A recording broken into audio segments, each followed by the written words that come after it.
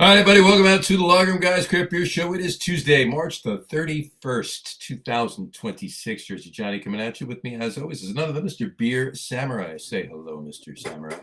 Hi, everyone. How are you on this fine early spring evening? Last day of March. Last day of March it is it not? Tomorrow begins April. Tomorrow begins April. A lot of fools are going to be out tomorrow. You know, there's a lot of fools out today. So A lot of fools out every day. I don't think we need a special day for them. You're not wrong. You're not wrong. It just gives them the free will. You say them as if we're not part of them. Oh well, us, them, whatever. We're all part and parcel of the same people. Don't deny your own kind. I do not. So anyway, how was your day? How was your nice? Pseudo busy. Early summer day. Really, it was 80 degrees today. Well, I worked all day and I worked in the house. I never got outside, so it was really just making opening the window a little bit more. It was a little chilly this morning, and it just it warmed up. It was nice. It was a nice day. Got out. Yeah, the AC may need to go on later. Got out for a while today, so that was good. Outside, I should say, for a little while today, so that was good. But it was good. And on that note, you think of lovely weather, nice weather. You think of citrus fruit. Oh, that is such a stretch. That's a sad stretch. That's one of your weakest stretches so far. It was bad. That was pretty bad. It was pretty bad. But anyway, happy Oranges and Lemons Day. Happy National Oranges and Lemons Day. And I told you ahead of the show, it's like, and I did this last show. I started the show with a tiki drink because I really wanted to. But today it's because it's Oranges and Lemons Day. I'm doing a tiki drink again. And there he is. And I'll put the crawl up for it. We have a crawl for his drink. There you go. Yeah, the Planter's Punch. Planter's Punch, orange and lemon juice, tiki cocktail. Yeah, and I'm working. I've been working. There's no ABV because I'm not sure how much he put in it. So. Well, I didn't even finish it. Hold on, I got to put some 151 over the top. I got to go grab that. It's actually part of the drink. You've made them before, you know that. I'm well aware. Right, and I've been working on my my garnish game. That's pretty nice. I like that. It worked, I think. So I think it worked. Go grab the 151. And what else do we have today? Today is also National Tater Day. Happy National Tater Day. National Tater Day. They call me Tater Salad. They call me Tater Salad, and his son is Tater Tot. That was Ron White. Ron White. Yeah. Oh, he was funny. Yeah. He was funny. It still is. Yeah. But I haven't seen of his stuff in a while. I think my favorite line of his was, "I was drunk in private. They threw me into public." They threw me. I wasn't drunk in public. They threw me into public. Yeah, that's good. And rounding it out, Happy National Crayon. I typed Crayola. Apparently you didn't. No, apparently autocorrect hates me. So let's do this. Yeah, well, your computer hates you. Well, we know that. Everybody's aware of that. We're aware of that. Is that better? There we go. Happy National. There we go. I like Crayon Day. Crayon Day. Crayon Squared Day. There you go. That's actually my favorite. My favorite nickname for what's his name? Scadaboo, Crayon Eater. Crayon Eater, yeah. Yeah, love that. But what was your favorite crayon in the big pack? Oh, geez. I don't. Not which one you wore out fastest. It's fat for me. So you color over the line to make a border. You color over the lines. There you go. I don't know. I mean, there was a bunch, right? I used sky blue a lot, maroon. Burnt Umber, I think, was mine because of the name. Burnt Umber. Well, that's a great name. Raw Sienna was another great name that they had. Raw Sienna. There you go. Yeah. I think Burnt Umber was probably my favorite just by name when I was a kid. Yeah. Yeah. I think I used Brick Red a lot. There you go. Brick Red was a good one. Yeah, I like that one. All right. Well, I'm thirsty, and we have a guest, and we have a lot to talk about tonight. So let's get him on the show. We do. Let's find out if he's thirsty. I think he just might be. Please welcome to the show, Mr. Jon Henderson. How are you, sir? I got to put him on. There we go. Yeah, that makes it look like you're Jon Henderson. You're the rest of the wrong John. We're all John. There's the right John. There's the right John. What's going on, gentlemen? Not much. How are you? How are you doing on this Thursday? No, it's not Thursday. It's Tuesday. You like that? I'm wearing a Thursday shirt on a Tuesday. Why not? Just throw off the Wait a second. At least as long as you're wearing the right day's underwear, you're good. This is wear underwear. What the hell are you doing? It was 80 degrees today, dude. Oh, right. It's Commando Day. What's going on, gentlemen? A little of this, a little of that. It's getting weather's getting warmer, so winter's over. It's getting to be that time of year. So time for some. We'll refer to it as the thaw. The thaw. I like that. The thaw. Definitely the thaw. We had a comment already. Mr. Chuck Aaron, happy 273rd episode. Thanks, Chuck. Thank you, Chuck. That's a great human right there. There you go. I see it. Is right one of the better ones. Yeah. So, John, you drinking anything? You know what? I literally just had dinner, and weirdly, it's a beer podcast, and I actually had a gin and tonic. That's fine. He's drinking a tiki cocktail. All right. So we kind of diverted, but I drank it. Got some work to do, so I didn't want him to continuously flow down my throat, or the graphics and signage for EC Beer Fest probably would have been spelled mostly wrong. That would be epic. It would not be the first time. It would not be the first time. Yeah, I think last year Silent Disco sign was Silent Dicko. Instead of an S, it was 2 C's. Oh, I love that. Wait a second. You don't want to be on Gattulo's Facebook feed? What's that? He's always putting up wrong spellings. Oh, no. I think I've avoided it over the years. Always good ones, too. What are you having, John? I am drinking. Well, we're a beer podcast. One of us has to drink a beer. One of us has to drink a beer. Let me just take my obligatory picture here. There we go. The tree is not St. Patrick's Day anymore. It's now Easter. I would expect it to be Easter because I don't think there's any Good Friday decorations out there. No, there's no Good Friday decorations. It is a Reisdorf Trubka. I was going to pronounce it Dropkick. No, it's not. It's Trubka. Trubka. DR. It's the umlauts over the O there. Trubka. It's basically an unfiltered Kolsch. So and there she is. Right. Oh, there. So you're going Haze Boy. Nice. A little like a hazy Kolsch. There you go. Nice. That's among some of my favorite styles. Oh, that's very nice. Oh my God, that's really good. Direct from Cologne. So. Does it taste like Cologne? It does not. It tastes nice and good. It's really good. It's really. I need more of this. This is really good. Have to talk to the Be United guys. Have to talk to the Be United guys and get more of this. This is really good. It's really tasty. Anyway, all right. So we got Vanessa. A couple comments to just catch up on, and then we'll get into the meat of it. Vanessa Kitty says hi. Hey, Vanessa. And she's drinking a glass of milk at the moment. There you go. So we got Planter's Punch, gin and tonic, 1 beer, and a glass of milk. Yeah, we're around. Cookies. There you go. Justin Vitti says, hi, John. That's a fine mustached American right there. That is an amazing mustache.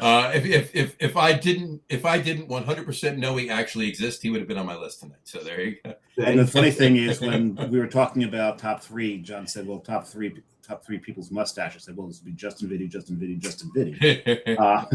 Yeah, that is a hell of a mustached American sideshow kind of fella. There you go. Yep. And Brian Boak said, "Cheers." Hello, John. First beer, New Image Brewery, Cozy Vibes, Smoke Porter in a Defiant glass. He's drinking. Is that part of his 2,322 bottle order? I believe it is. He got 47 bottles the other day, and he said, "John, see you on the 11th for the early session." He said. So, funny thing about Brian. So I know you're going to want to go down memory lane. So this is actually weirdly one of my favorite memories from the festival. Brian came in strong, right? He got a big booth, and then he got a virtual army of people in hats to hold people's places in lines at other breweries so they could go try Boak's beer. He'd hold their because it was, lines were insane back in the day. Sure. He had these line holders. They would jump in, hold you, like say you were over at River Horse. They're like, "Oh, go try a Boak's. We'll hold your space in this line." And they did. I want to say he had 30 of these freaking people. Yeah, it was awesome. And they all had a hat or something and Boak's beer T-shirts. It was very clever. It was very clever. That's awesome. Yeah. Good job. Always been a smart man. Yeah. Cheers to Brian on that one. Yeah. There you go. Then I don't think a year's gone by if he didn't make it, he at least chimed in and said, "What's up?" He came in. Yep, there he did. And one last thing, really quick, little housekeeping. Vanessa Kitty. She officially owns the home as of 12:30 p.m. yesterday. Cheers, Vanessa. Good for you. Congratulations. That's been in the works for a while, so good for you, Vanessa. All right. So, look, we got a lot to talk about. we chatted. Well, we got a lot of questions. John's got a lot to talk about. Yeah, we got a lot of questions. Sean's got a lot to talk about. There you go. Let's walk down memory lane. Let's go back to the beginning. What made you want to start doing these events, these beer fests? Or events in general, because you do other events too. Yeah, no, we do a bunch of things, right? So if we go back in time, we saw gaps in Atlantic City, lifestyle events, kind of, opportunities for kind of people to come together with shared interests that weren't necessarily a concert or kind of anything like that. And we started with the Atlantic City Tattoo Expo. I went to, a couple of years later, some consumer beer tasting. Wholesaler beer tasting in Pennsylvania with some friends. I was a beer dork at the time. I kind of always wanted to drink better beer. If they didn't have Beck's, I'd order a soda, right? If they didn't have kind of something better, I'd just order a soda. And we went to this this wholesale kind of beer event, and I was trying all these neat beers that I'd never had access to, and it was mostly for bars and restaurants. And I was like, you know what, this is where this phrase comes from, because I know you guys have probably heard it a lot. I say it. I've been saying it for the better part of 25 years. It created this. This is a perfect opportunity for discovery, right? To drink kind of better product, like let's call it the winification of beer, right? There was more options that people didn't realize existed. And it's where I discovered Gang and just a lot of just different beers. Took about a year to really get conceptually in New Jersey off the ground. And the convention center, people's like, you're out of your mind, you can't do a beer tasting, you can't do I was like, well, wine tastings have existed, we can take a page from that playbook, and then just kind of pull the trigger. It took a year to develop the concept, to get the state on board, get all the partners on board. When I reached out to a lot of these breweries, they're like, what?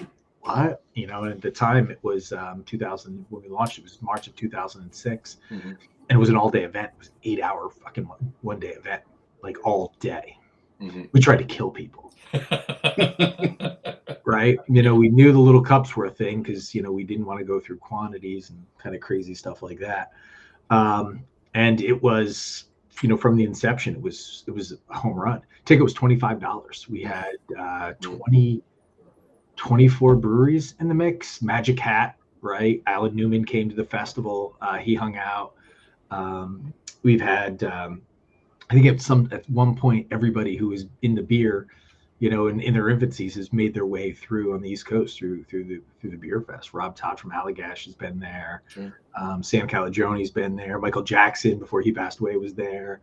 Garrett Oliver. I can go back and just beer name drop like nobody's business, kind Sure. of as the kind of beer culture evolved. And we were kind of right in the forefront, right? 2006, I think the festival saw like 2,200 people. 2007, we saw almost 4,000. 2008, almost 6,000. At one point, there was our second year, there was a line around the building for people to get in. Third year, second year, we created the whole session model, which, so if you look at, and I own this, I like that I own this, and a lot of people don't give the Atlantic City Beer Music Festival credit. That 4-session thing, it's where it started. For that, the 2 to 4 hour sessions, two a day, or however you want to frame them, it started here. A lot of the guidelines in 2007 or 8, Wes Geiselman from the ABC came to me and he said, hey, we really like how you, so let me rewind. And how did I start all this? It just started kind of in happenstance, being a guy who liked better beer. And went to that wholesale event and said, what, this is something we can do for them. I mean, I could answer this as a big long story, so I don't want to get off on a tangent. But good. The guy, we went to a wholesale beer event and figured out that this was something that could be plausible for everybody else, right? Wine festivals were kind of a thing. Beer festivals weren't. And Great American Beer Fest was kind of one of the only ones that actually existed. Yeah, really. Yeah, and that was been all day time as well. So we got into our third year. We broke it down into sessions. Fourth year sessions, everything was flowing well. We were Saturday, one Sunday, and the ABC started to get people knocking at their door, like, hey, we want to do one of these, we want to do one of these, we want to do one of these, and they came to us and they said, hey, listen, we want to, we can't just let you be the only game in town. It's not legal. It's blah, blah, blah. Can you help us craft the guidelines for beer festivals for us, for the state of New Jersey? I was like, absolutely. So in our infancy, we realized that the economics of this was a supply and demand. And if we were asking a brewery to pour beer, we knew that there was an investment in that beer. And we built what we called a consumption charge into our tickets. So we knew that, all right, John's going to drink X amount of ounces. The average consumer drinks X amount of beer, blah, blah, blah. So early on in our infancy, we knew that we wanted to buy the beer. We didn't want the beer donated, right? And we thought that was counterproductive, right? We wanted to support an industry and help grow an industry. We were making money to begin with. So there was no reason for us to say, hey, donate. I mean, you guys remember, the years where everybody wanted you to donate their cakes. Sure. Oh, yeah. Just right? Recently, there's still some beer fests that we're looking for. They're 503c and they're or the charity or whatever. Yeah, charity. Donate, Yeah, I won't smack talk those at all. No. Because there's the economics fuel kind of, and that's part of the this industry is very philanthropic, right? Sure. And that's part of it. So we wrote these guidelines, and within these guidelines, there are a couple kind of beer fests that popped up. It was that if you were a for-profit beer fest, you were required to purchase the alcohol, right? Mm-hmm. We had a bunch of beer festival producers. I could name names, but I won't. Lost their minds, like, oh, you're costing me so much money, and blah blah blah blah blah. And I don't know how many breweries know that about kind of the Atlantic City Beer and Music Festival. They would have gone years and years and years with people trying to shake them down for free beer. Had we not made it a requirement. And since day one, we've always purchased the beer. So that was kind of cool. It was just kind of the framework. We set the guidelines for craft beer festivals in the state of New Jersey, which were quickly adapted by New York and Pennsylvania. So you see that. So a lot of what happened in the infancy of this festival kind of shaped the beer festival world, as well as kind of the economics for these breweries as they go out and do festivals on the street. Nice. Yeah, it's amazing where everything started and how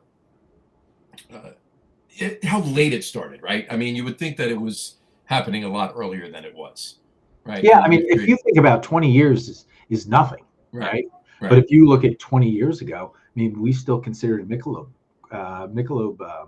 craft. Right.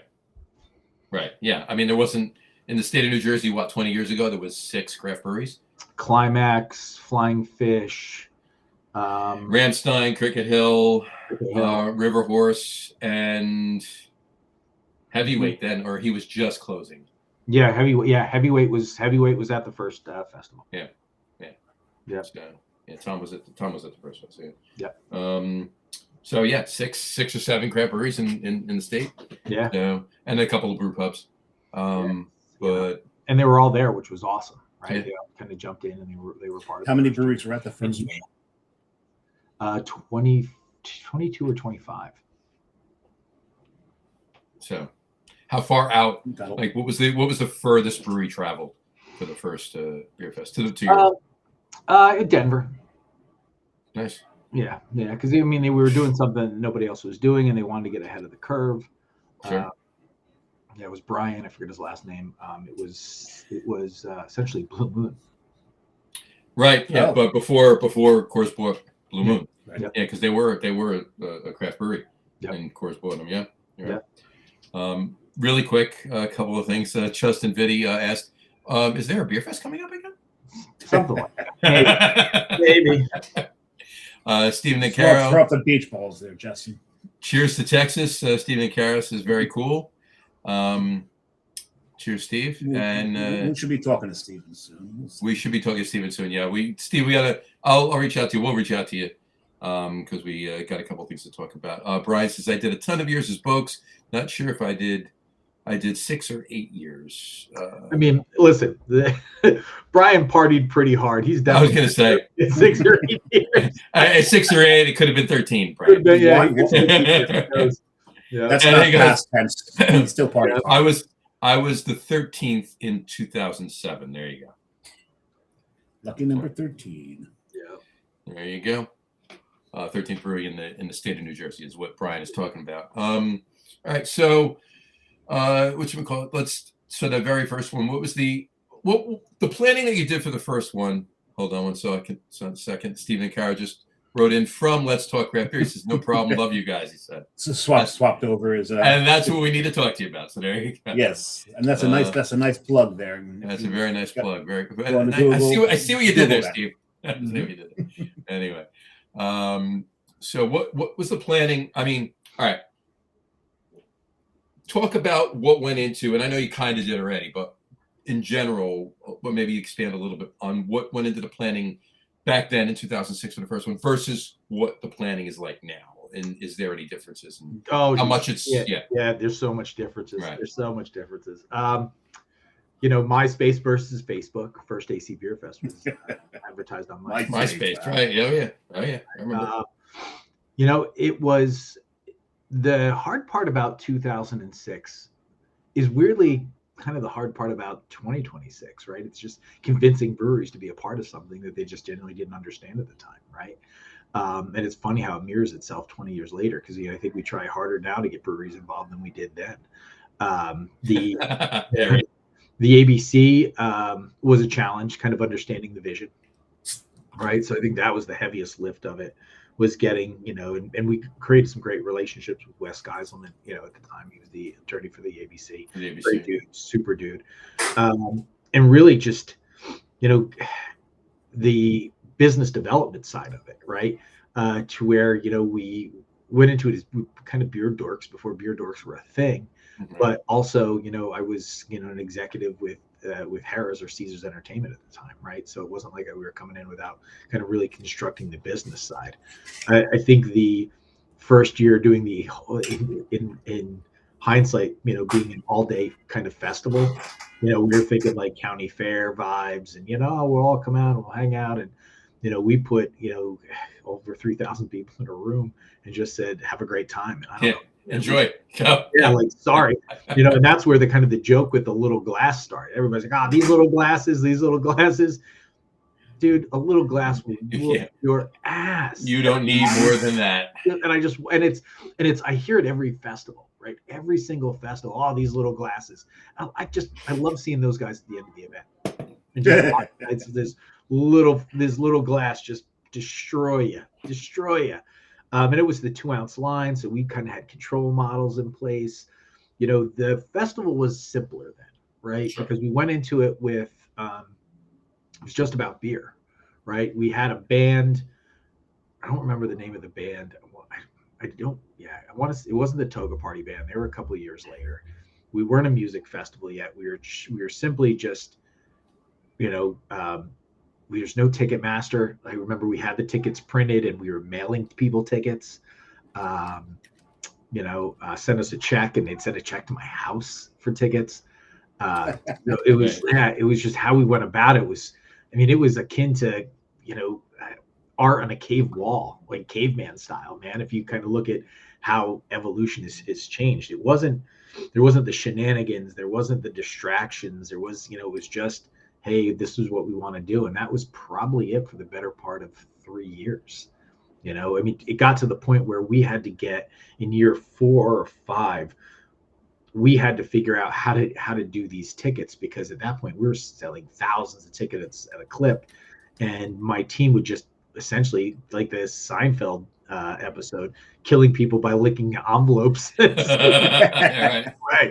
Right. It was like every day we'd go to the post office. It was like, send us your check for your tickets and shipping fees, which I think at the time was like $3. And we'll get them out to you when we get them out to you. And every week there was a young lady who worked for us, Dana. She bitched about all these tickets she had to send out. And they were kind of similar, paper, like a paper style ticket, and just a number on them. Thousands of them. Crazy. Yeah, I mean, it's technology's moved a lot. Then when we evolved, kind of what was that next level and turned to the beer and music festival, Mhm. there was a lot more finesse that had to come with it. Because you're dialing kind of all the band pieces in, Right. the right beers, and at that point, I mean, we were at one point in the game, we were at 130 breweries participating. Yeah, definitely.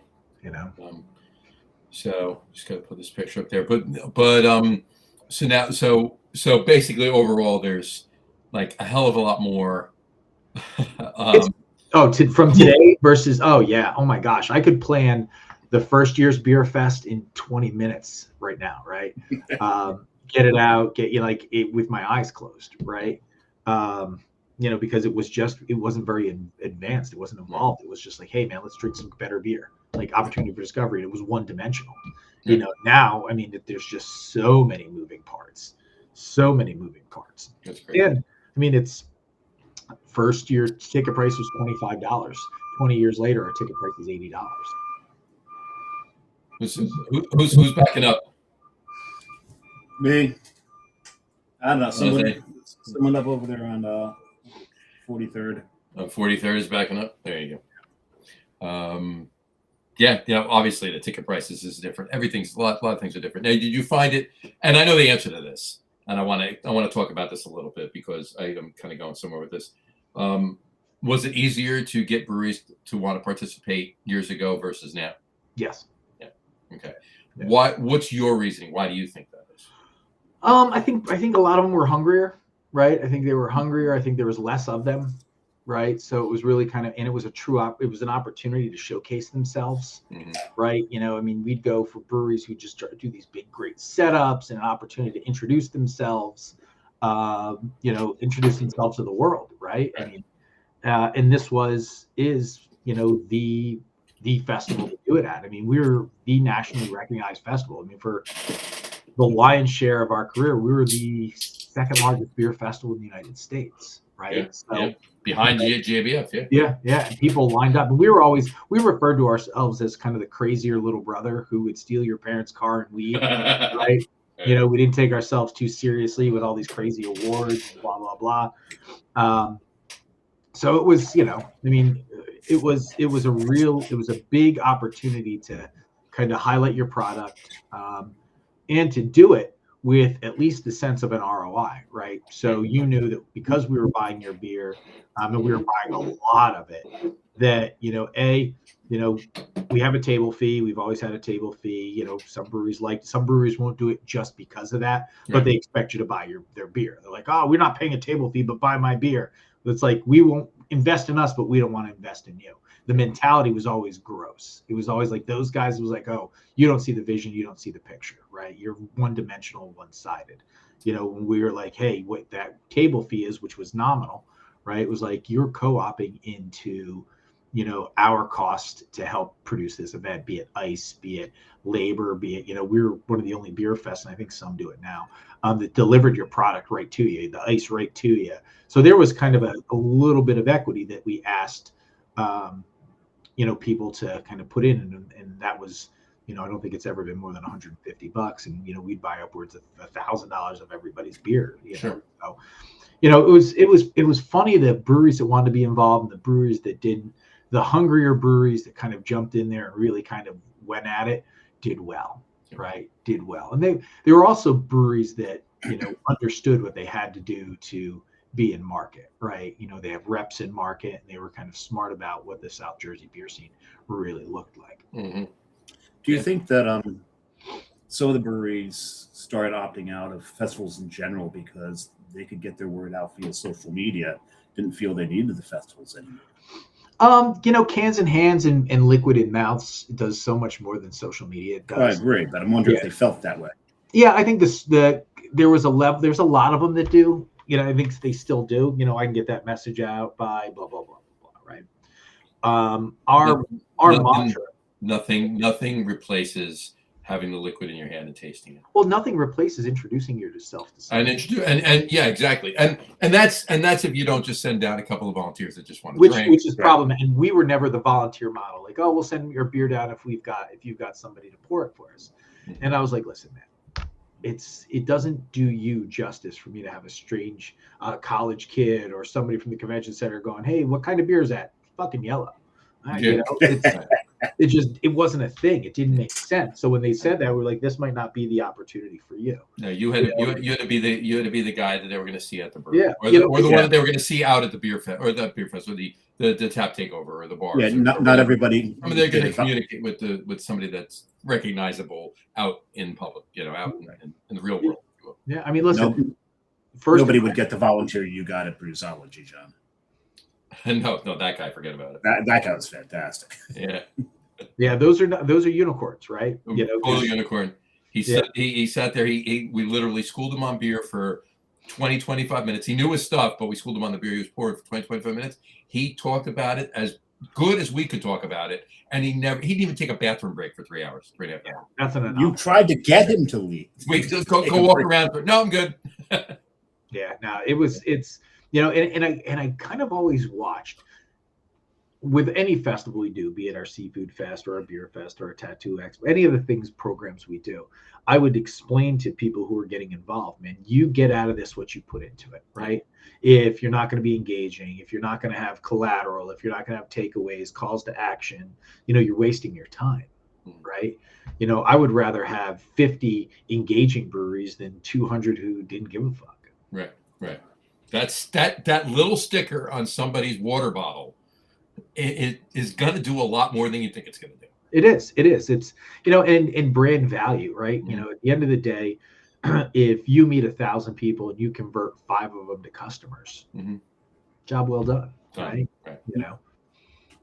Exactly. All right. Well, first of all, a little housekeeping. We got a couple of comments really quick. Just one. Brian said, Brian Boak, I love to play Carnival Hawker and bring the crowd in at events that several pours. Absolutely. Yes, he definitely did. That's one thing Brian definitely did. I did that too. There's a few of us that did that.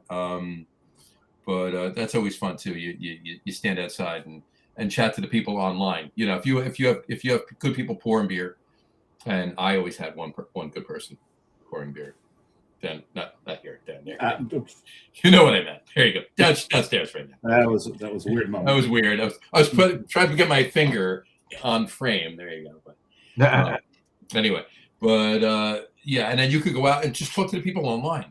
BS with them as they're waiting. Right. I always found that to be super beneficial. Teamwork. If you've got good people out there pouring quality product, right, and they can talk about it, and then you can engage them in advance, like. It was always great for the guys who would get ahead of their lines and say, what do you drink? What do you like? What do you, what's your, where do you find yourself? Right. Mm-hmm. Always ignore that guy who's like, I want the highest ABV. All right.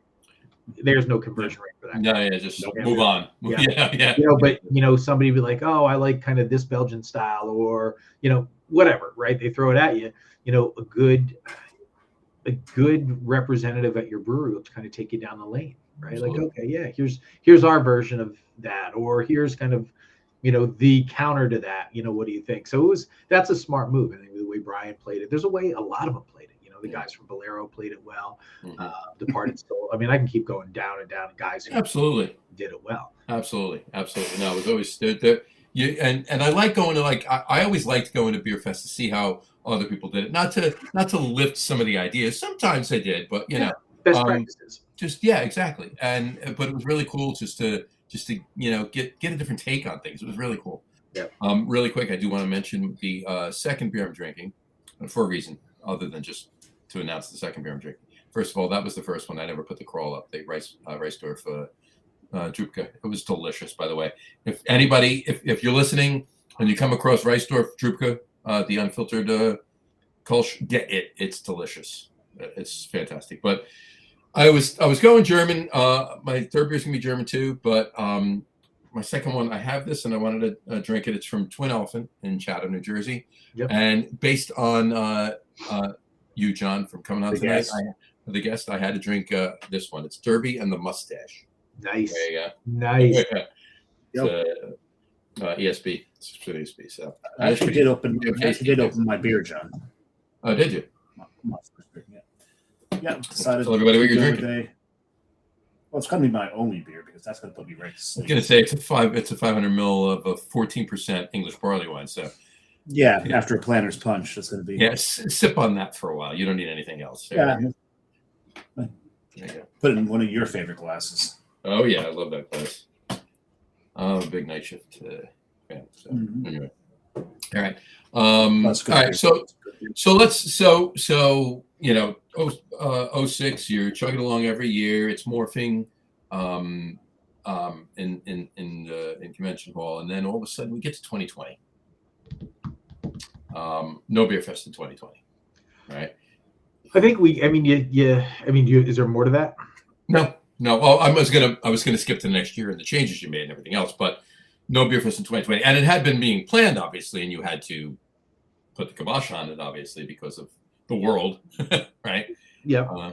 So what was that like? Well, I mean, listen, we created a lot. You know, the festival from its inception to 2020. I mean, it did so many iterations, the addition of music and kind of all of the things, and how it grew. Went from a 3,000 person to a 24,000 person event, and you know, it just evolved. And you know, the economics to craft beer, and kind of we were running hot, man. We had a great 2019.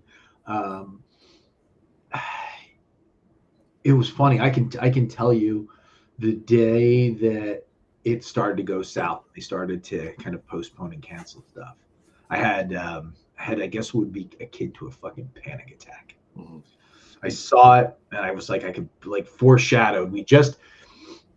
So we were an integral part of the St. Patrick's Day parade here, and we had to cancel the St. Patrick's Day parade. And Beer Fest was 4 weeks later, and we canceled it. And you know, we went out on our own kind of private St. Patrick's party. But it was only supposed to be 2 weeks to flatten the curve, though, right? I mean, you know, so it should be fine, right? Yeah. Yeah. I started to read and do all these stats, and you know, I kind of dive into kind of everything just to figure out, you know. And I said to my team, I was like, this is going to be longer. I said, so we need to be ready to kind of postpone and pivot. We're not going to be able to host this event. And everybody was like, no. I was like, no. I said, you know, here's a marker. You know, this is going to get bad. And kind of shut myself in my room for literally probably 24 hours. It's like, you know, problem solving, right? You know, but it's what we do. And I want to say 3 days later, you know, it came down that, you know, essentially stay in place, don't blah, blah, blah, and all this stuff. And we postponed the event, you know. And then we were like, all right, we're going to do it in 3 months. Nope, we're going to do it in 3 months. I think we did that 2 or 3 times, right. 2 times that we were kind of, oh, now it's going to happen then. Then we were just like, all right. It was like June and then September or October. Yeah, something like that. Yeah. And then we were like, all right, we're going to do this event. We're going to do this event. And then you start to kind of see glimmers of hope, right? Whether you believed it was a glimmer of hope or not, you know, back the vaccination kind of clinic, all that kind of process. And, you know, then we saw in the Midwest, the drive-in movies, things start to work. And I shot a text. I was like, you know, the convention center still wanted us to hold out. They wanted us to do it out in one of their parking lots. And I was like, ugh, you know. Yeah. And we had previously done our seafood fest on Bader Field. Mm-hmm. So I texted the mayor. Which, by the way, is fantastic. But yeah, we're really proud of that.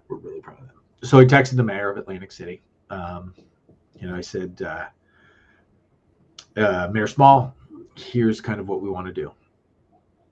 And he got back to me and he said, absolutely. I'm like, done. You know, we got you. And we started to kind of put it together. The bands that we initially had all dropped out.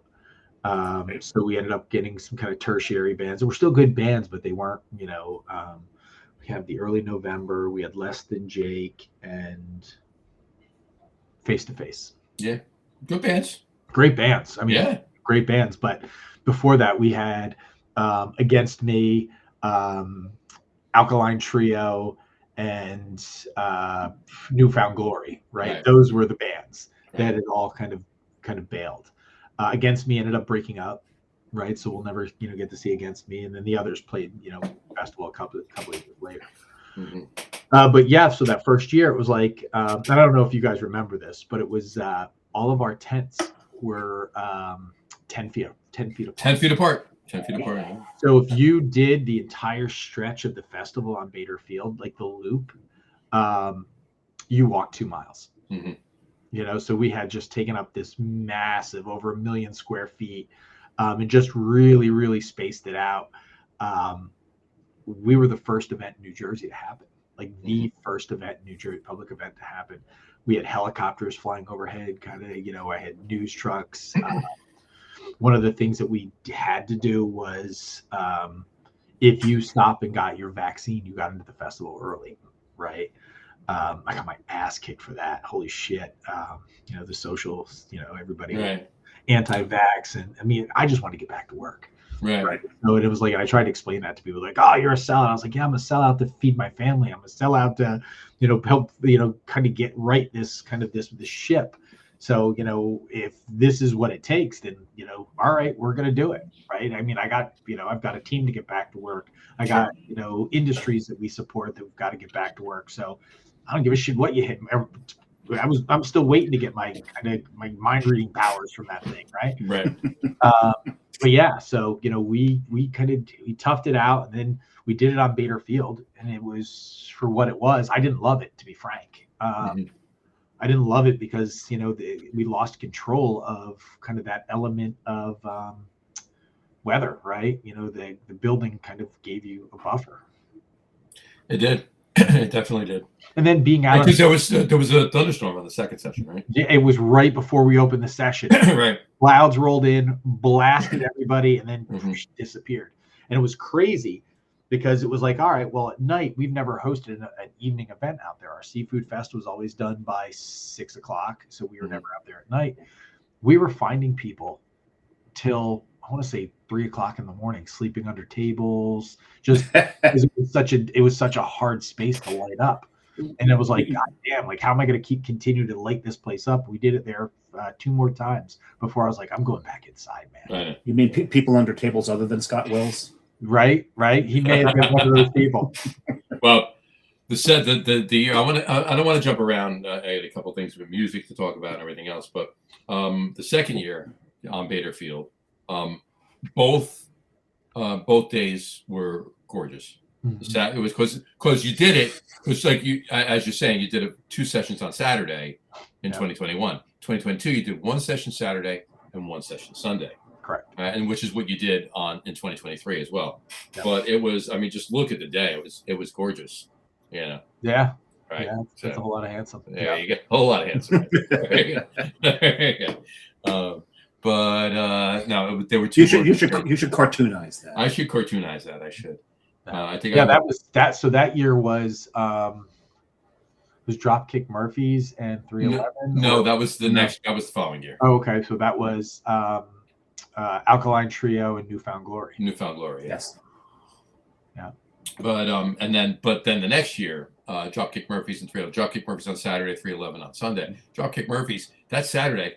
That was the coldest day in June I've ever experienced. That was, for me personally, probably the worst, one of the worst festival experiences we had with that festival. But everybody had a good time. Everybody had a good time. It was great.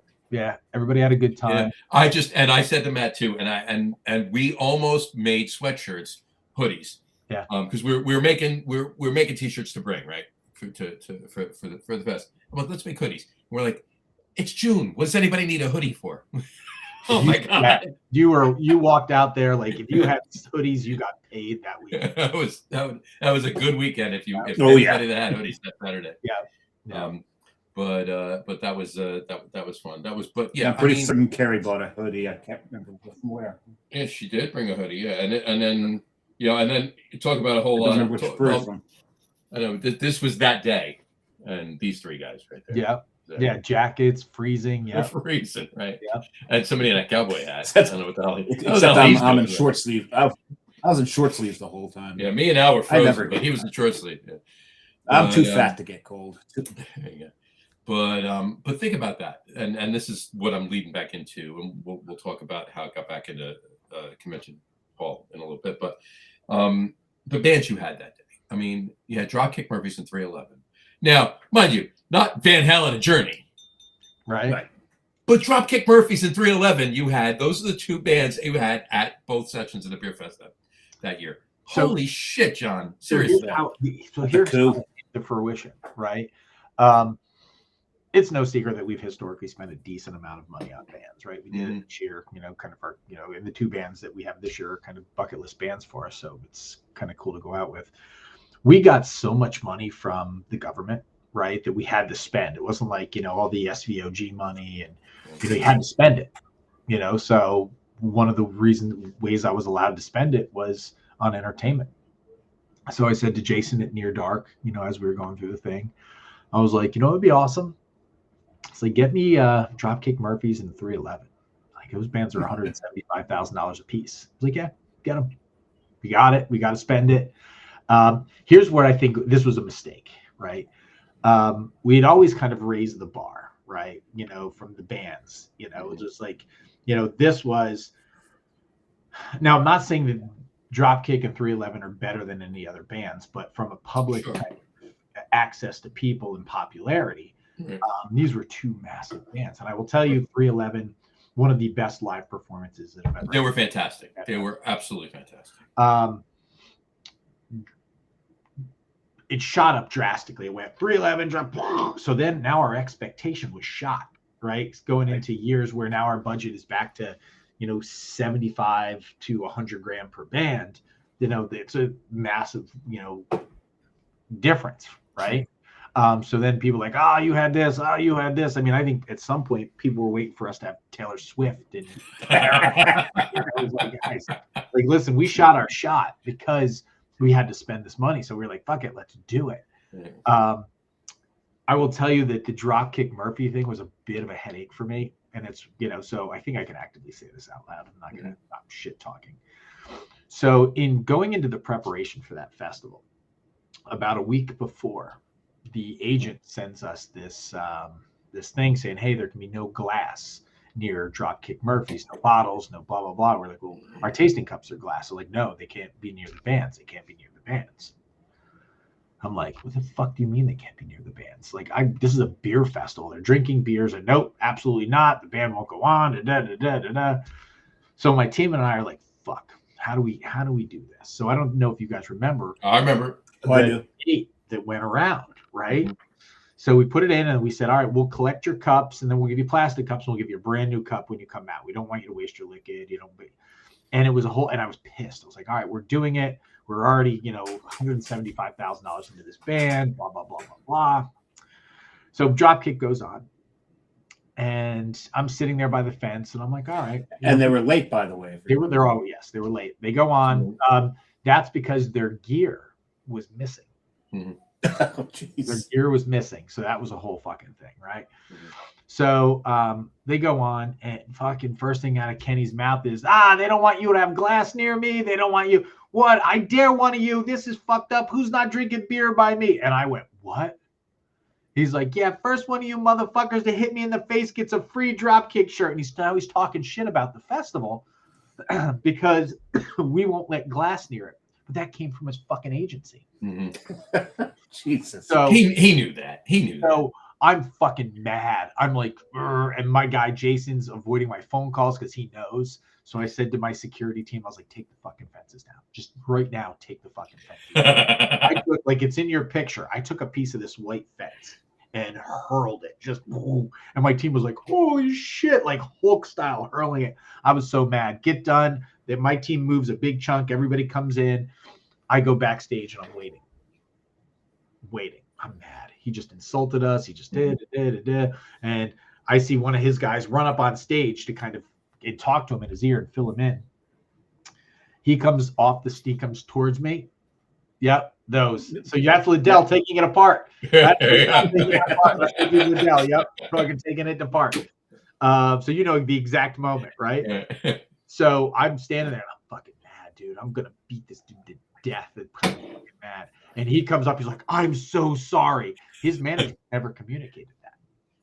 Really? They didn't tell him. They didn't tell him. Had he would have really. He would have struck that right away. He's like, I'm so sorry, So now I don't feel bad admitting that I actually snuck in with my glass taster. I walked right in with it. Yeah. Carrie's My, like, my Carrie guy, looks, he goes, "You're not supposed to have that." I'm like, "Fuck it, we're at a beer festival." yeah, exactly. But it was just like, come on, man. Not to mention the time that we had to rent the fence, we had to put labor to put the fence up. Like, bought it. It was just like, yeah. So every time I hear shipping off to Boston, I get pissed. I kind of feel that's what they want though, but not for that reason. Yeah. Oh, that's funny. Oh my God, but seriously though, that was definitely a coup. That's for sure. Algatulo chimed in, evening boys. I remember it poured like a mofo the Friday night, and then a rainbow came out, and I knew it was going to be an awesome evening, and it was. Yeah, we were literally just talking about it. Yeah, it rolled in. I watched this cloud that just looked like a wave, just roll in. Yeah. Al, I don't know if you saw the picture that I put up a minute ago, but there you go. That was the day of the Dropkick Murphys. It's like there's been beer festivals I've been to where a sudden downpour actually enhanced the festival. You get people doing sliding along the grass. Our witchcraft event, right? We've been doing that for 7 years. Oh my God, I love that event. And of the 7, probably 5 of them, it's rained in October. And nobody cares out in the woods, and nobody cares. Nobody cares. Yeah. Al just said more on witchcraft in a second. Al just said, John, looking forward to chatting with you, brother, on Thursday morning. Yeah, man. That's why John's wearing the Thursday shirt. He's looking forward to. He's looking forward to my quality time with Al. Yeah. And Al said, we were fucking freezing, but we had a blast. Yeah. Yes, we were. Except Dave had short sleeves. You and I were in jackets and coats, and he was wearing short sleeves. And I wasn't freezing. And he wasn't freezing. And Brian Boak is drinking a second beer, his Belgian Saison that he brewed. Very good. Whatchamacallit? That was an amazing day. But like I said, it's still a coup. Well, obviously you had to spend the money, but that was amazing to have those two bands there. And 311, like to your one point, of the best live shows we've ever had. Amazing show. That was so it was so surreal too, and seconded by Me First and the Gimme Gimmes last year. That live performance was out of this world. Yeah, it was good too. So, all right. So talk about some of the bands you've had at the festival over the years, other than the one we just did. Obviously, go back a bit and yeah. I mean, listen, there's bands that we've had that people don't realize have played that stage, right? Just because of where they were positioned. A Wilhelm Scream played the festival. Sure. One of my all-time favorites. We had, the first band, everybody thinks it was Reverend Horton Heat, Drop Kick, and Rusted Root. And it wasn't. It was Marky Ramone and Blitzkrieg. Mm-hmm. Rusted Root played, but not that wasn't the first band. So in 2009 was Marky Ramone and Blitzkrieg with Michael Graves. And then like Brick plus Mortar, bands that kind of blew up to be big bands were on that docket. And then we figured, all right, let's do kind of a headliner for each session, right? And we had to kick it off with Bouncing Souls, New Jersey, punk rock royalty, right? Then we got Rusted Root and Reverend Horton Heat, so we kind of had 3 different genres, and it just kept getting better and better from there. Like the access to, and I give my buddy Jason at Near Dark a lot of credit. We'd kind of put this wish list of bands together, and it was at any given time, he would come out and be like, okay, here you go. Like every major, I'm a ska dork, so we've had almost every single major ska. We had Mighty Mighty Boss Tones, Mighty Boss Tones, I think it was Fish, Street Lake Manifesto, Less Than Jake. We've had who else? We have Thrice played. People forget that Thrice played. Shit, I can't just keep going through. Saves the Day, Taking Back Sunday. Yeah, Taking Back Sunday. Yeah. Wow. We're gonna keep going back. An amazing lineup. It's like over the years. It's been. And it's funny because I'll look back at some of the photos, and I'm like, holy shit, I forgot we had that band. Oh, like having drinking beers with Chris Carrabba, didn't realize. Oh shit. The Descendants. We had the Descendants. You're a punk rock guy. The Descendants, right? Everclear. We've had Everclear. We've had, so it's just like so many great bands. My favorite band. And next question, what was your favorite? So my favorite. So take A Wilhelm Scream out of it, but my favorite headliner and the loudest band we've ever had at Beer Fest, Manchester Orchestra. Oh my God, they were so loud. Yeah, Oh I'm in the back, and I love this band. I love them. Like, and for the last probably 5 years, it's the highest ranking band in my kind of Spotify listening. They've got so many variations of them, right? I'm like in the back on my radio screaming to Doug, who was doing the sound, like, you've got to turn it down. Like, in the far back, and like, just turn it like it's like one switch. No, turn them down a little bit. Yeah, it was so fucking loud. It was like, and they're such an amazing band. Amazing. Hold on. I'm just pouring a beer here. My third. We heard and we're seeing. Yeah, there you go. You said you promised you'd get back to German. I went back to German. My third beer that I'm pouring is from Burlington, Vermont. Is from Switchback Brewing. Is Uncle Dunkel. All right, That's actually a great beer. That is actually a great beer. So good. It's a smoked German beer, a smoked German Dunkel. But Dave, specifically, I want to point it out to you. Look what's on their label. I'm holding it like I'm holding it for a specific reason. We have a smoke-o-meter or smoke-ometer, if you will. 42. Did they? That should be Bamberg smoke units. That's Bamberg smoke units. I like that. But I'll be up there at the end of April. So I'm gonna actually talk to them about our BSU thing. There we go. But the smoke-ometer, 42% on this one. So that's what that's 2.8. So it's a smoked dunkel. It's a smoked Dunkel. Yeah. 48. Yeah, 48 would be a 2.7. We'll see. 2.7. Well, no, because if they're doing it from no, it wouldn't. It would be more on the lines of a 2-1 because in our rating, 0 through 1 don't exist as smoke. So they'll be in the threes then at that point. No, it's only 48. It's only halfway up if it's 1 through 4, basically. So it's 2-1. Well, I'll be the judge of that. Let me tell you right now. Yes, you be the judge. Tell me how many BSUs you got. Nose, it's definitely 3. Nose, I'm giving you a 3, maybe even a 3.2.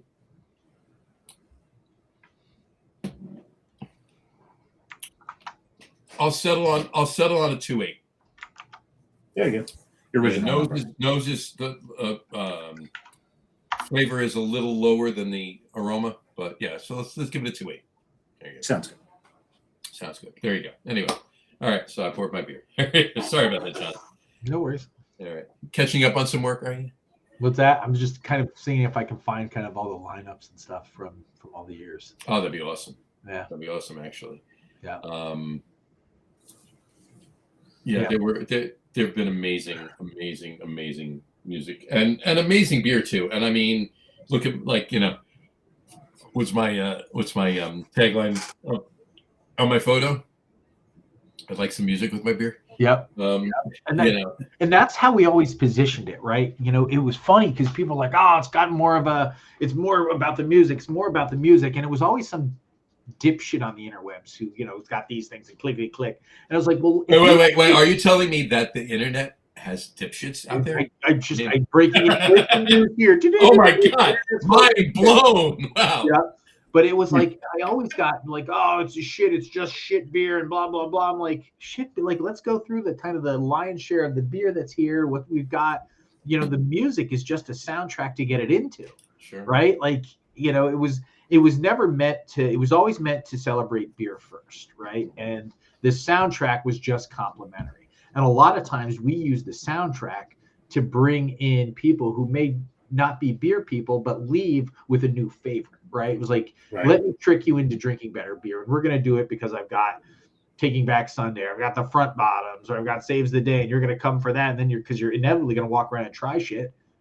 Right. And going back to paid for it. Yeah.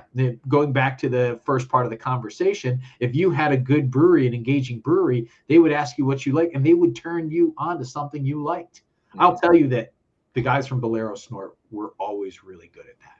Mm-hmm. Right. And granted, their beers were always kind of a little different. You eat them with a fork, right? You drink them with a fork, but they were really good at. I mean, I could countless breweries. And you also need some of this. Yeah, it's a little bit. Yeah, lactate. Yeah, yeah, That's just fortuitous. This is actually my daughters who left it here after she visited.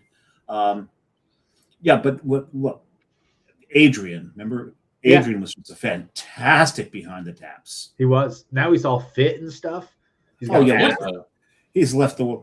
Actually, one of He's gone from me. I think the last time I poured for Bolero was the day I met Adrian, and him and I would just we turned it into a show more than anything. This guy. Yeah, him. Yeah, that guy right there. Man, I always had a blast pouring with Adrian. Yeah, good bird, man. Good bird. You know, the nice thing, and it's kind of the bittersweet thing about kind of being 20 years, and I really wanted to get to the 20-year mark, right? As a kind of testament of what we did.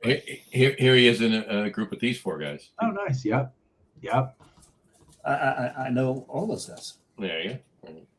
You know, and you keep showing pictures, and it kind of speaks to kind of one of my favorite things about this festival. I've made great friends, friendships. You know, it's part of what this festival has afforded me the ability to do with all its production.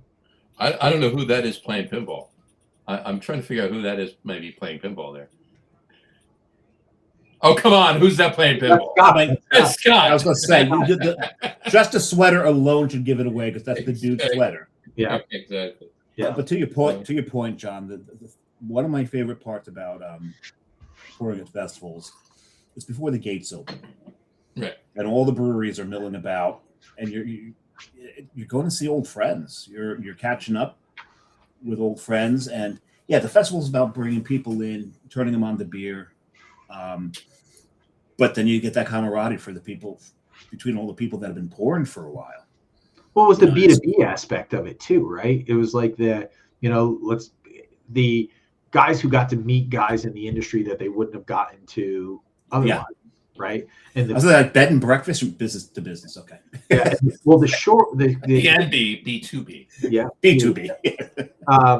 The sheer enormity of it was because there were so many people from all over the country that would come out to this festival that, guys from Jersey would get time to hang out with guys from Colorado and California, kind of talk about different, that wasn't happening on the East Coast. It was happening in Colorado, but it would happen kind of in this small kind of infrastructure. Mm-hmm.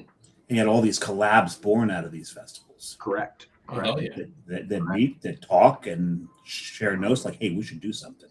Well, I'll tell you that I am confident that the styles that have evolved, with the kind of the base core styles 20 years ago to today, have all come from these festivals and these folks getting together and kind of talking through. We should try this. We should try that. We should try this.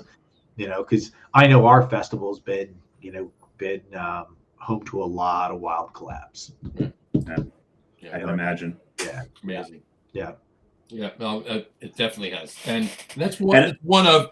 There's many things I love about the industry, and I've talked about them many times on this podcast. But one of the things I love the most is the collabs. It's just it's 2 birds getting together because this industry, is there competition? Yes, of course there's competition, right? But it's not true competition. It's like co-opetition. That's like I call it. Yeah, I mean, there's some instances where that's true, and there's some instances where there's not. I think that holds true for everyone. I think in the industry's infancy, it was probably a little more like what you're saying. A little more, yeah. Sorry, my dog. Is that your? Is that yours? Yeah. There you go. That's all right, because my neighbor has a German Shepherd that's usually on this podcast every week. So. Yeah. And we haven't, and I don't have a dog that appears in the podcast. The fire department has not appeared yet on the. Yeah, exactly. So, tonight. Yeah. Tonight, anyway. So they usually do. Yeah. There you go. Well, we'll see. We'll see. All right. So we mentioned you mentioned it. We talked about the fact that you do other events. Obviously, you did the tattoo fest. You talked about the seafood festival. Let's talk about that briefly, and I want to get to witchcraft. But you talked about the seafood festival. Now, the seafood festival and the Down Beach Seafood Festival are 2 different seafood festivals? No, the same seafood fest. So the Atlantic City Seafood Festival was initially, I couldn't figure out, I was at the time producing an event for I was producing an event for Caesars Entertainment when I was running business development for Caesars, and I was producing the Food Network, Atlantic City Food and Wine Festival with the Food Network, and it blew my mind that the Seaside City didn't have a seafood festival, right? So, got my crew together and said, all right, we're doing a beer. We do a tattoo show. We do a beer fest. I'm building this big food and wine festival for the Food Network. Let's throw a seafood fest kind of in the mix under the Good Time Tricycle umbrella. Why And not? it started at Bader Field. Mhm. And, I think by our second. Talk about, if anybody doesn't know what Bader Field is. So Bader Field is, remember that comedian that was on the Drew Carey show, something Bader? Tall, skinny guy. Hold on, Drew Carey. Anyway, well, it's named after his family. Something Okay. Bader. See, regardless, little useless information. Mhm.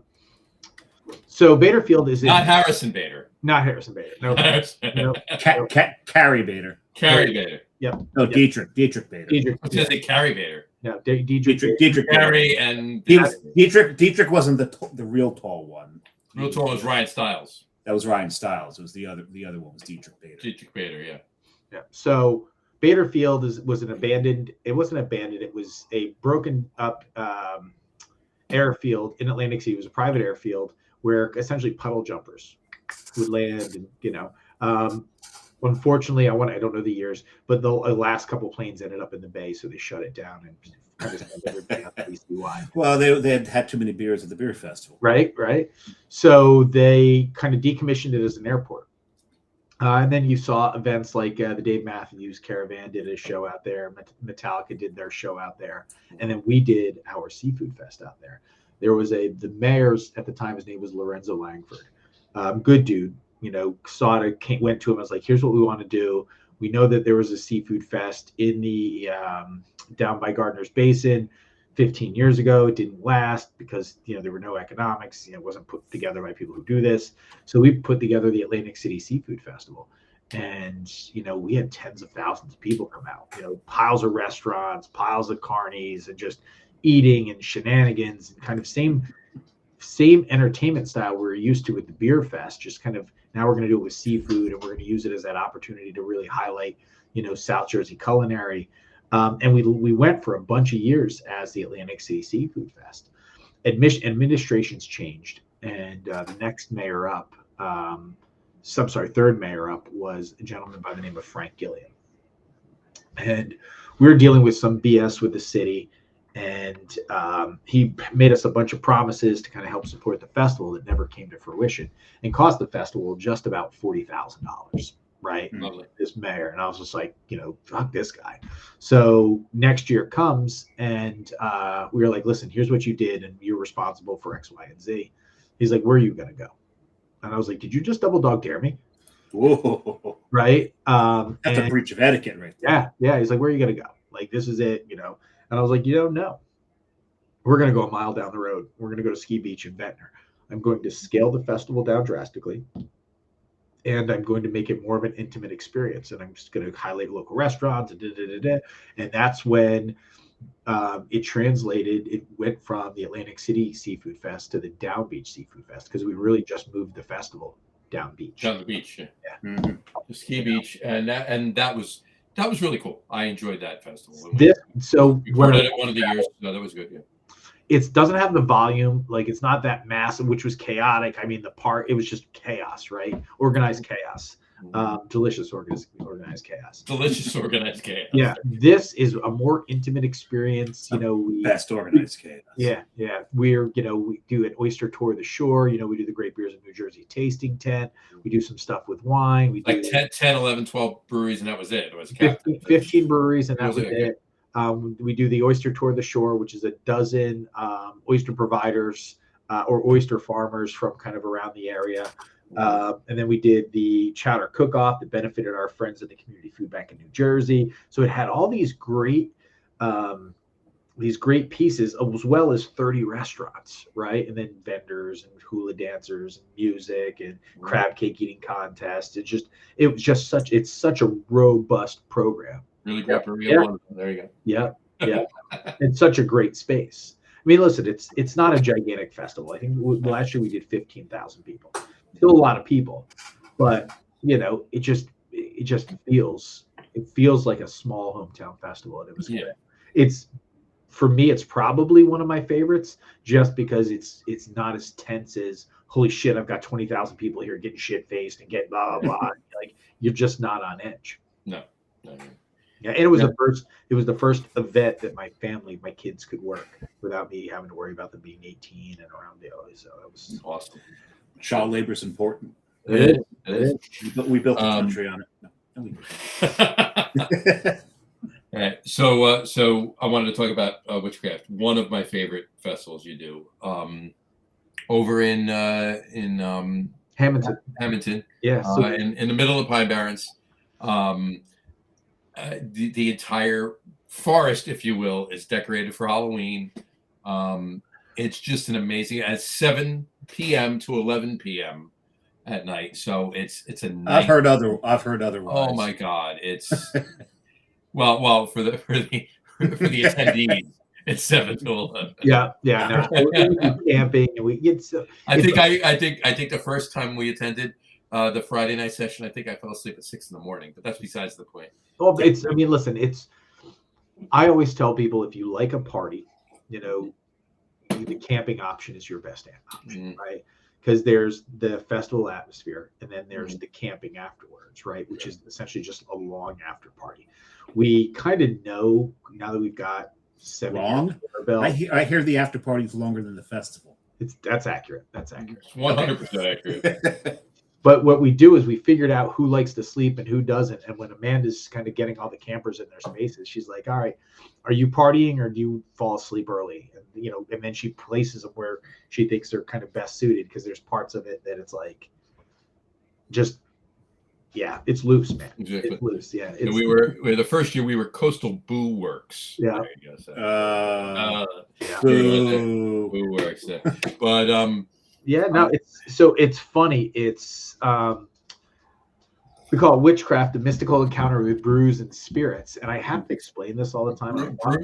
Brews and spirits. Yeah. I mean, so it's funny because I've got to explain it, and I thought I was being clever. We had for so long had all these different alternative beverages trying to get in the Atlantic City Beer and Music Festival. And unlike any other of these beer festivals, and I pretty much throw stones at every single one of them, we never deviated, right? We were always about the beer. Our mantra was, we're supporting an industry, when you let these RTDs and you let these malt beverages and all this other shit in your beer festival, what you're doing is you're creating palate fatigue, and you're really kind of just saying to an entire industry, we're just here for the dollars, right? And we've never been that.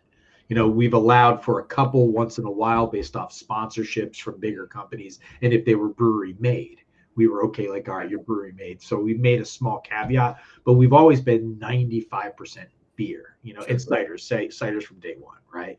And that we were very, very proud. We still to this day stick to it. We have yet to compromise. Right. Witchcraft gave us a little bit of flexibility, right? And the name Witchcraft is a play on words, because it was, witchcraft, like, ooh, spooky, and the other was witchcraft, like, which craft do you prefer? Craft spirits? Did you prefer craft beer? So it allowed us to kind the answer to that is yes. Right, yeah. So that's when we got to kind of add the other components, but we were always, because I'm a beer guy, we were always beer heavy, and by design. I'm beer heavy too. Same. For different reasons, yeah. So I got so the first year that we were at Witchcraft, so Brian O'Halloran shows up. He was Witchcraft. Yeah. So now Dave, everybody wears costumes, or most everybody wears costumes, right? Who do you think Brian O'Halloran came as? A complete loss. He came as Dante from Clerks. He played Dante in Clerks, so he just. Well, that's he came as his character. He came as himself. Is basically what it was. So. It was funny. I'm convinced that everybody that acted in Clerks didn't act. I mean, I think they all just played. That's accurate. They just all played themselves. That's accurate. It was funny. I had friends that showed up and they were dressed as Jay and Silent Bob. And That's great. yeah, and it was funny. I was like, "Come here for a second." And I got a picture of them with Brian, and it was great. Yeah, Brian's been a friend for years. Brian's great. Yeah, he's a good guy. So, but yeah, Witchcraft is fantastic. All right, so let's get back to the beer music festival. What are this being the last one? This being the swan song, if you will, right? Before you get to that, I'm sorry. This will be the last AC Beer Fest? It's not the last Witchcraft, though, is it? No, it's just a beer music festival. Okay, good to know. So this being the last, the swan song of the AC Beer Music Festival. What are some of the things that you were absolutely happy about doing, and some of the things that you would absolutely change from doing, if any? Yeah, I mean, listen, I probably, if I don't know how much I would change, right? Probably some deal structures, but I think, for the time, listen, 20 years of anything is amazing, right? Yes. And you guys know the industry has changed drastically. People, That's all we talk about. drastically, it's like, to where this was kind of a very, financially kind of beneficial festival. That over the time, that's just kind of run its course, right? It's like once it was a 25,000 person festival, this year we'll do 7,000 or 8,000 people, and the economics don't fit. And I don't know that from I don't know that there's anything I would change, right? Because I think we had a pretty good run. I think, we were really good to an industry. I think an industry was really good to us. This festival afforded us the opportunities to create things like the Down Beach Seafood Fest and Witchcraft and Knee-High Knucklebuster Micro Wrestling. And, so it afforded a lot of opportunity. It allowed for a lot of economic impact, right? For the city of Atlantic City, I think for a good portion, it gave people a reason to come back to Atlantic City again, when it was lacking, right? I think it helped kind of spur a lot of businesses. I think, it's social impact from people getting together and kind of all celebrating over beer when, you'd have right and left and everybody was friends and having beers. I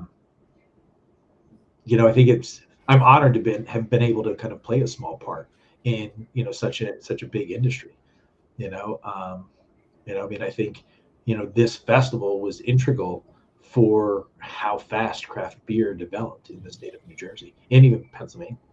Yeah, I wouldn't disagree with that at all. So I'm proud of that. I'm very proud of that. Yeah, that's fantastic. Yeah. It's something that's always been a staple for 20 years, right? In the state, and I'd be remiss if I didn't mention that somebody would always say to somebody, you going to AC this year? You going to AC Beer Fest this year? You going to blah blah blah?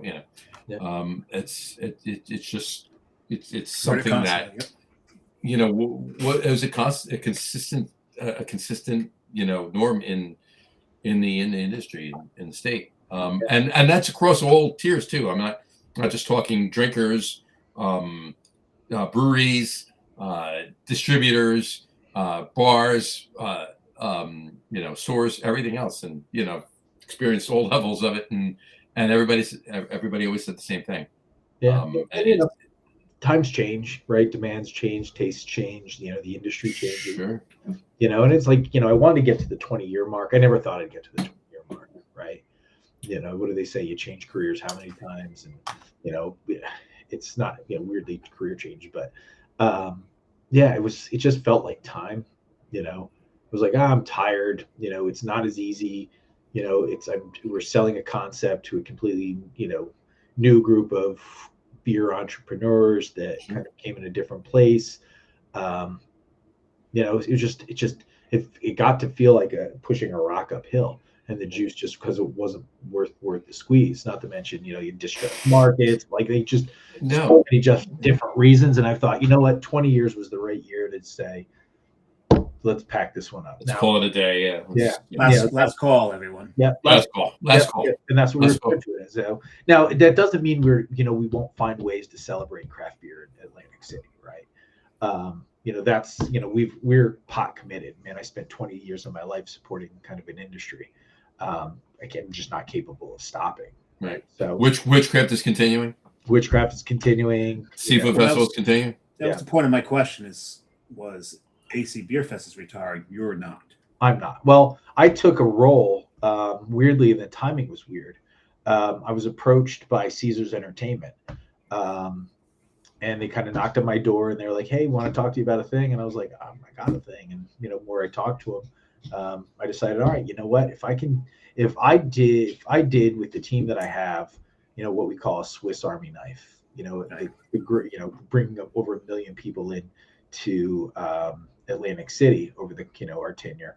What can I do with this massive garage at Caesars? So I accepted a role as vice president of marketing and entertainment for Caesars Atlantic City region. Oh, congratulations to you. That's impressive. Yeah, so I've been doing that for the last 3 months as well. Building this, doing that, it's like, because we in the interim I accepted the job in December. I produced the Atlantic City St. Patrick's Day Parade, which is a couple weeks ago. It saw 50,000 people. We're gearing up for Beer Fest, which is going to see another 7,000 to 10,000 people. It's just kind of burning a candle at both ends. I can't wait to do that. Exactly. Is it how much of there's that part of there's always that part where you complain about your workload, but how much of it's actually addictive for you?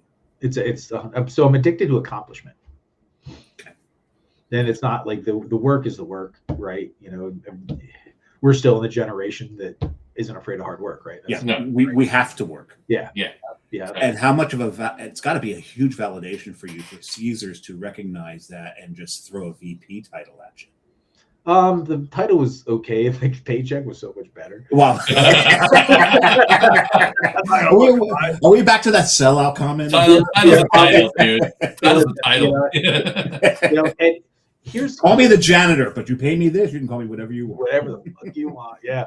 No, it was very being out, out of the industry, because I worked for Caesars prior, but being out for 15 years, and kind of being what I refer to, and I warned him, was like, I've been out of here for 15 years. I'm coming back a feral employee. Like, I apologize.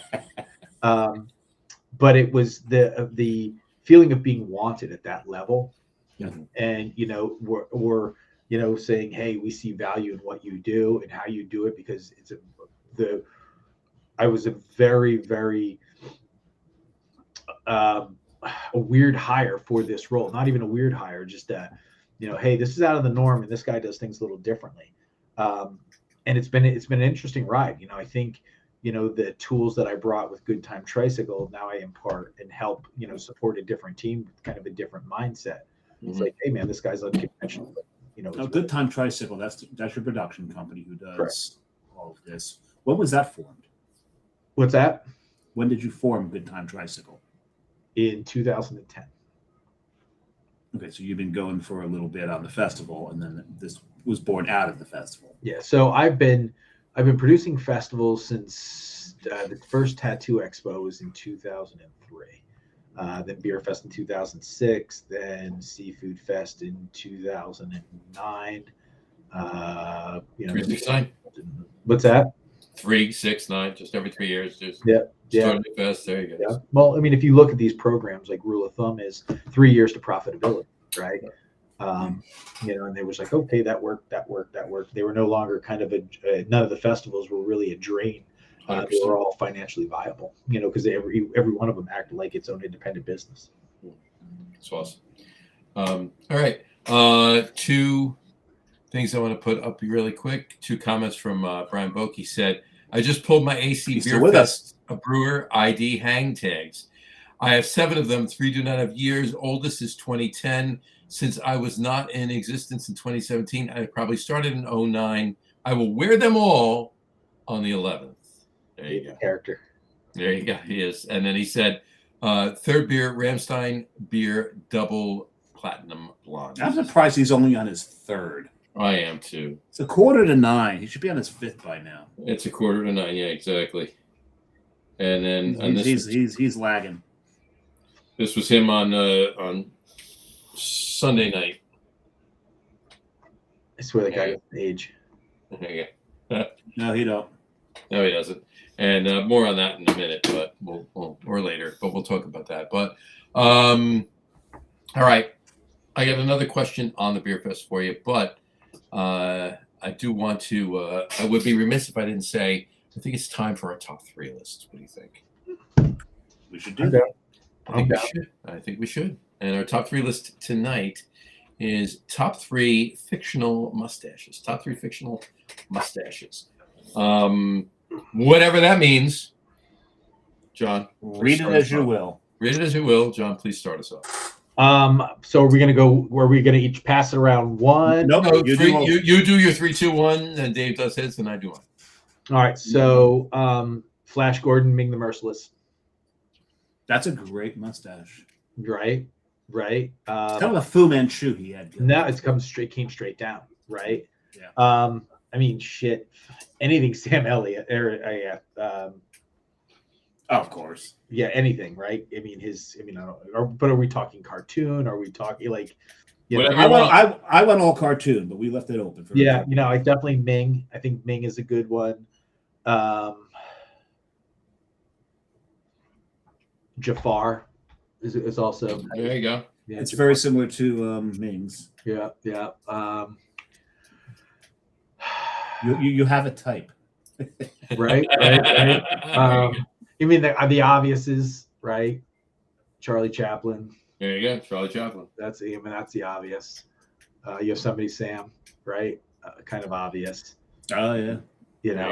But yeah, I think if we're gonna go fictional, I think my top one is gonna be Ming, Flash Gordon. I like that. Right. I was gonna do it. You can do it. Yeah. He's a Flash Gordon. I just had to. Yeah. They keep talking about making a reboot of that. I'll be so pissed if they do. And if they do and they don't have Brian May score the thing, I'll be pissed. Yeah. I don't see why they wouldn't, actually. Lando Calrissian. Lando Calrissian. I'll put that in as an honorable mention for you. Yeah. Lando. Yeah. Lando. Let's see. Cool. I was saying, I'm sitting there like, Jon's a huge Star Wars fan. He didn't put a Star Wars, but you found a Star Wars mustache. Good for you. I went all cartoon actually on this one. Go for it. My honorable mention is, and it's two folks. I think they're almost the same exact character, and Dick Dastardly and Snidely Whiplash. Yeah, they're same both are almost exactly the same character. They're just in 2 different cartoons, but they have the same that same mustache. Yep. That quintessential those are my honorable mentions. My number 3, Dick Dastardly and Ned I'm sorry. And Snidely Whiplash. And Snidely Whiplash, right? Yes. But my number 3 is Ned Flanders. He had that Midwestern Yeah. soup strainer. That's a good one. That's my number 3. My number 2, the Lorax.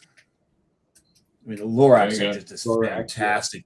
Yeah. But my number 1 is Uncle Picos. And I don't know by just saying Uncle Picos if that tells you who that is. Uncle Picos, you may know him from him singing a song called Cramball on the Tom and Jerry show. Cramball on the Tom and Jerry show, yeah. And he would start singing the song. Cramball. He would break a guitar string, go up to Jerry and pull one of his whiskers off to re-string his guitar. Cramball. And when he sings, that mustache would flare out as he would sing. And Cramball. Hats off to the animators for putting that little flair in there. I love that guy. Yeah, you're right. I love him, and that mustache. Didn't know what his name was. That's Uncle Picos. That was Jerry's uncle. And when we started talking about fictional mustaches, that's the first mustache that came to mind for me was his mustache. Gotta love it. Yeah. You know what? I love that one. I didn't even think of that. That's how long ago that. Oh my God. Yeah, you're right. Cramball. Yeah, that was great. I loved it. All right. All right. Mine are pretty straightforward. You know, I thought about Ned Flanders, even Lorax, and Dick Dastardly. You and I talked before, so that was just out. I'd be remiss if I didn't say, for my honorable mention, you know, a mustache. If there was you know what? I'm going to make a cartoon or a Marvel comic strip version of that picture of John, of me, you, and Matt. So right there, that becomes my honorable mention because now you're a cartoon character. And... I've been a cartoon character. At least a character. A cartoonish character. A cartoonish character. There you go. But my number three is Papa Smurf. That's a good one. That's a good Smurf. That's another one. All gray. Hello. Yeah. Hello. Right. Yeah. You're just not short enough. He was exactly. He was the only Smurf with facial hair. Yeah. All right. And he was wise. Right. So there you go. Unlike you. I know it was a beard too, but still, right. Well, no, you're a wise ass. I'm a wise ass. Wise. Difference. Wise, yeah. Exactly. Right. My number two, Mr. Potato Head. Oh, the changeable mustache. Absolutely. Yeah. Did you pack your angry eyes? Did you pack your angry eyes? There you go. The Toy Story version of it. There you go. Another Ratzenberg. Yeah, John Ratzenberg's in every one of their freaking movies. He's great. I love it. Little known fact. No, I'm kidding. But yeah, Miss Potato Head. And my number one, Yosemite Sam. Yeah. Yep. I mean, that's a Yosemite Sam. Yeah, it's quintessential. And his mustache was so huge it came down to his knees. Yeah. Right. And it went up around his eyes. Yeah. So, There's one, and I wasn't going to mention because I thought somebody else would grab it, but one mustache that was not mentioned. Mario. It's a me, a Mario. It's a me. Yeah. Mario was Mario, Luigi, and the Wario, and the bad, those mustaches. Yeah, dude, listen, we left out a lot of good mustaches. Mm-hmm. Fucking Cheech from Cheech and Chong. Oh God, yeah, that thing. Gomez Adams, we left that out. That was a good mustache. Mark Dill failed on the topic entirely. He said he went nonfiction, and it was fictional mustaches, Mark. But got to read them anyway because these are three epic mustaches he's talking about. We'll put them up right now. There we go. The third one, I love the third one. Mark Dill said, I went nonfiction. Raleigh Fingers, great mustache. Great mustache on Raleigh Fingers. Salvador Dali and Frida Kahlo. Yeah, that's great. That's great. Yeah, the mustache and the unibrow. And the unibrow. Yeah. I love it. Oh, that's awesome. That was a good list. I like that. I like doing that list. That was good. I enjoyed that. All right. John, question for you. What is the one thing, or several things, if it were, if need be, depending on what you think of, that you would tell everyone that has attended, vendors, attendees, employees, workers, whatever, over the years, has attended every AC Beer Fest? What is the one thing? Police that were called, whatever, that you would say to them about, summing up all these your 20 years of doing this? I mean, I think first and foremost, I'd thank everybody for trusting us with their time, right? Mm-hmm. Because I think time is kind of the one thing that, is always kind of ringing, and, it's never lost on me that, so many people have chose, to trust us with that piece. So I think I first and foremost would probably say thank you, above and beyond. I hope, everybody who's been a part of it, from, slinging kegs to pouring beers to, operating amusements to coming out with their friends to, I think the biggest thing I could say was thank you. I don't know, I mean, it's a short statement. It's humbling, but thank you. Honestly, I think John's question was loaded, and was just giving you an opportunity to say thank you to everybody who's been involved. Thank you. But that's always. I mean, it's never been lost on me the amount, the armies of people that it takes to, help us kind of build this thing, and the armies of people that helped lift it up, be a word of mouth, be a kind of, hey, they had a great time, and the people who come for years and years and years. I mean, Bree from my team met her husband there. I can tell you countless people. I have messages in my inbox that are people that's met their husbands, and might have that night, gotten laid, and now they have kids because of because of getting laid that night. That's want it or not. Yeah. So it's like I've got a ton of those stories in my inbox, and and I ask people, can I share them? And I just never have. But yeah, it's people's trusting our little company, and the people who make craft beer, and the with their time, with their flavor, with their that's one of the the biggest things people can give you is their time. 100%. You're not wrong at all there. Absolutely. And for them to and for everybody at that point to trust with that time and want to not even just the trusting with that time, but want to devote the time to it. Yeah. And want to be there for it, and want to experience it and take it all in and be part of it. That I think it speaks volumes. It does. So beer, as far as festivals go and events planned by whether it be Good Time Tricycle or Jon Henderson, is not done. No. Just the AC Beer and Music Festival. Correct. Is done. Yeah. Gotcha. Yeah. All right. So that's the message we're putting out there right now. Correct. All Correct. Right. If you've heard the rumors and about the AC Beer Fest and what it is and the fun you have, and this is the last time, right? And I've kind of invited everybody. Like I've put it out there. Like if you can show me proof that you've been to the 19 prior festivals, I'll give you your ticket for this one. There you go. I have no problem. If you've been coming for 20 years, happy to do it. Yeah, I mean, if you haven't experienced it, come give it one last swirl. I tell people, if you've been, man, let's kind of close this chapter together. And about, there's 80 plus breweries going to be there, pouring a whole bunch of beers. I mean, the millions of gallons of beer we've gone through at this point is insane, right? Like ocean The beer. number of livers you've destroyed. That's it. Livers we've destroyed. It's funny. We would always talk about sponsorships and always tried to pull the outlets in, Tango outlets. And they said our sponsorship and our commitment is that we won't complain about all the throw up in our bushes.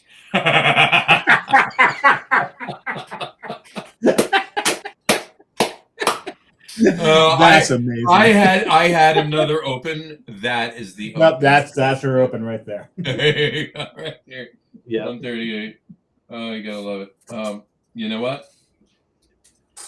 That was a great response. That is a great response from them. And you can't beat that though. Yeah, I mean, like, what was I going to say? They're accurate because I've been out there, like leaving the Sunday morning, getting out of there, and there's their facility guys just hosing puke off this. I'm like, yep, I just drive by and give it. Beep, beep. I did that. It was me. Good job, guys. Sorry. Yeah, Sorry. Yeah. I did that. There are so many, and I got to tell you, just me alone. I've been to all but one of the 20. I can't say that because I haven't been to this one yet. I'll be there. I haven't been to this one yet, but I've been to all but one of the 20. And there are so many stories that are still anecdotes on a somewhat regular basis that I tell people, that I talk about. That happen. We also don't know how many. Either at the beer fest, either at the beer fest or because of being at the beer fest, in Atlantic City for that.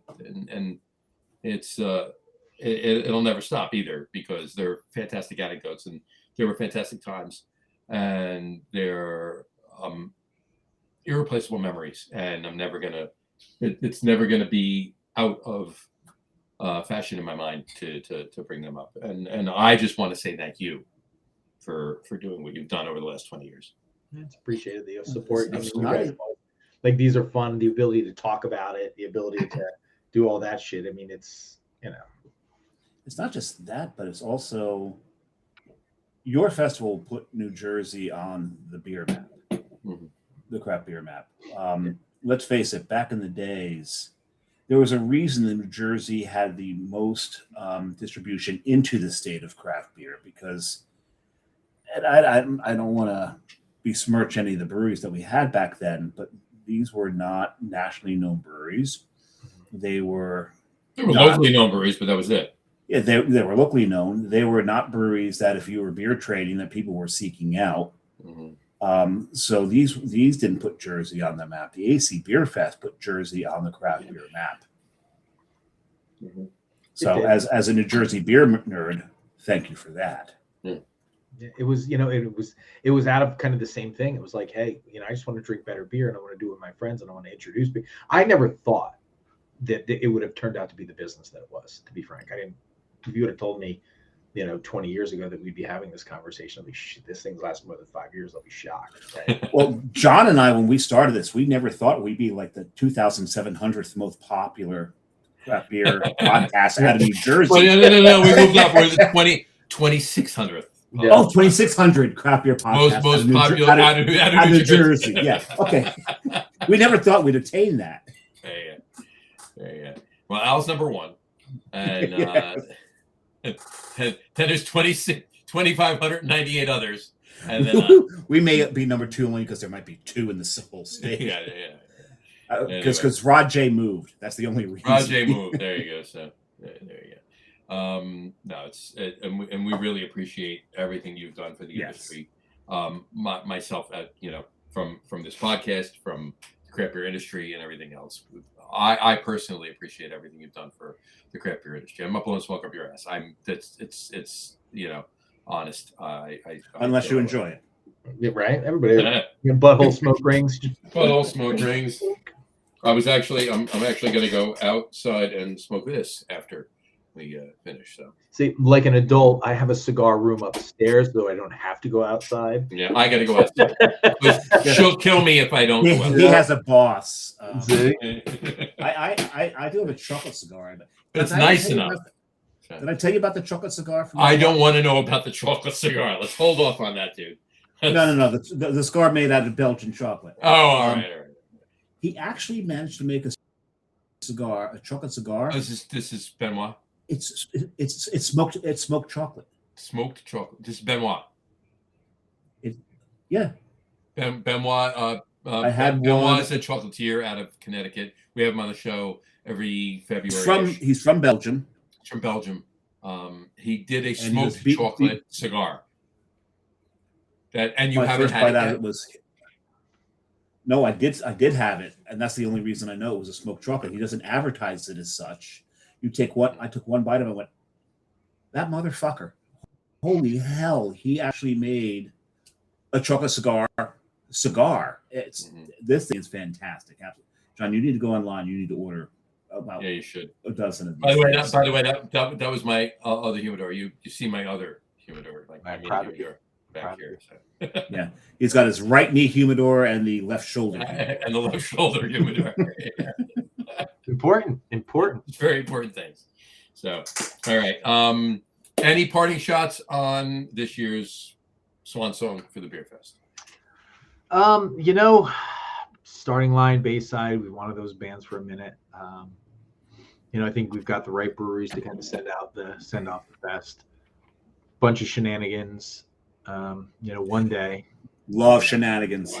Shenanigans are my favorite. Yeah. Who are the bands? Starting line and Bayside. We got the toilet bowl races. We're bringing those back. Remember those? I love it. That's great. So yeah, just kind of digging up some of the old, some of the new. Lots of cool vendors. Hot wing eating contest, all the stuff, right? If you've seen it, it's been there. A couple new things, but new things that'll quickly get old because this is it. Love it. I love every minute of it. We'll be there, and I'll be there. I'm doing my best. I'm going to get there for the night session on Saturday. Nice. There. We'll talk about that in a minute. But all right, folks. Seriously, if you haven't done so already, buy your ticket. This is the Swan Song. If you're anywhere, you're going to be anywhere near Atlantic City or even in Jersey, whatever. On April 11th. That's 1 week from this Saturday. Get a ticket. Go to this thing. If you haven't been already, if you have been, you know what I'm talking about. Get there. Mm-hmm. All right. If you haven't been, don't miss it because this is it. right? You want to experience this. So go buy your ticket. Go online. Where can they go, John? To buy the ticket? Make it simple. acbeerfest.com. acbeerfest.com. That's simple enough. Easy Even I peasy. can spell that. Exactly. It's not a hard URL to spell. So go there, get your ticket, and if you happen to get a Saturday night ticket, you might see me, but you will definitely see John. So you want to get there and see that man. Screw me, I'm nothing. All the time. That's why he has so many. That's why he has so many children out there. Exactly.